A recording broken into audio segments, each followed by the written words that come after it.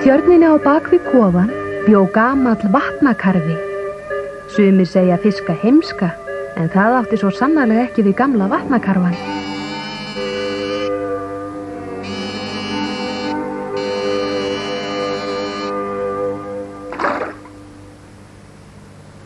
Hann talaði oft við Snúlla og Alla.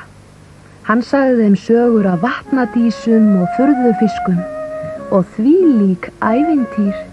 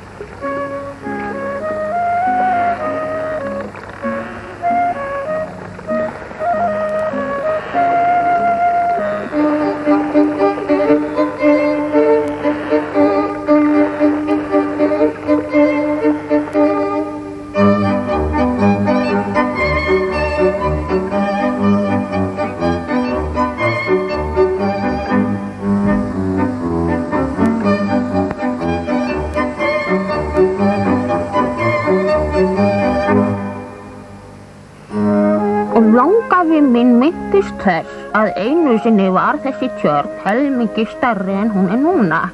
Kofinn ykkar stendur raunar á svæði sem þá var fullt af vatni.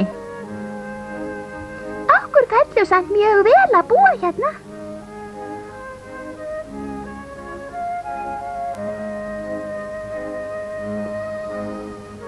Þegar tók að frysta var gamli vatnakarfinn mjög miður sín.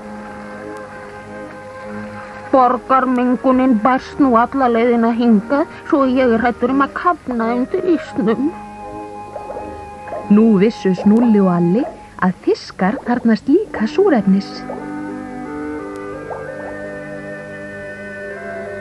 Það getur reynst okkur hættulegt ef tjörnina leggur, sagði gamli vatnakarfinn. Við sem búum hérna getum öll kafnað. Ég varð að búa með vetrarhæli, sagði vatnakarfinn og reyndi að grafa sig niður í leðjuna á botni tjarnarinnar.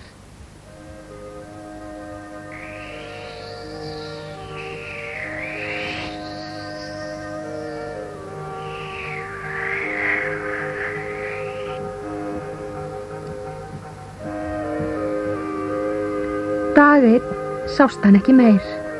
Hann lagstur í dvala. Já, það augsýnilegt.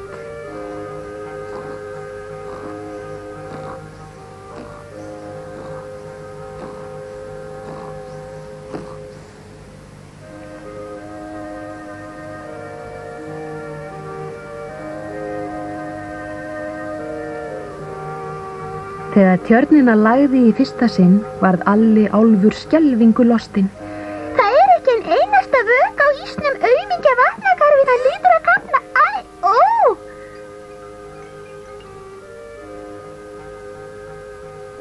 Þeir sóttu öxina sína og brutu vök á ísinn.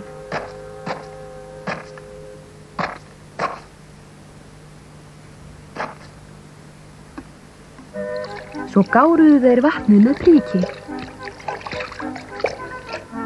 En leið og þeir dróðu prikið upp, fraus vatnið aftur.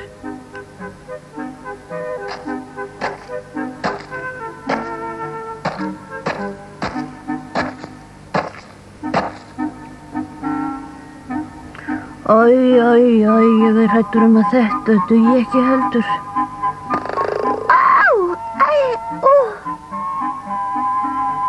Snúlli mátti ekki hugsa til þess að sjá gamla vatnakarfan ekki framar og allt í einu kom honum ráð í hug. Manstu eftir trektinni sem amma gaf mér, Alli? Nú kemur hún á góðum notum.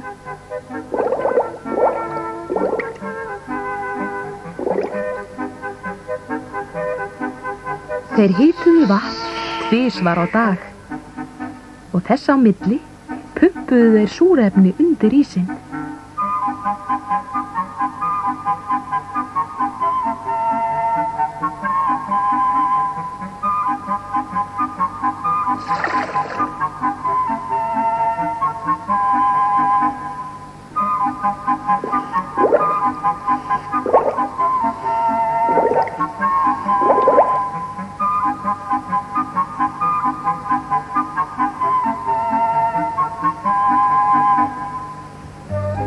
Þegar voraði varð fagnaðar fundur með þeim félögum á gamla vatnakarfanum sem lofaði þá mjög.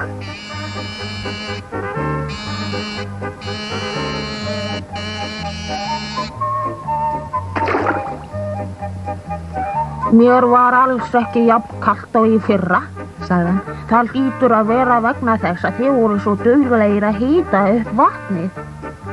Og nú brá engum skugga á hamingju þeirra.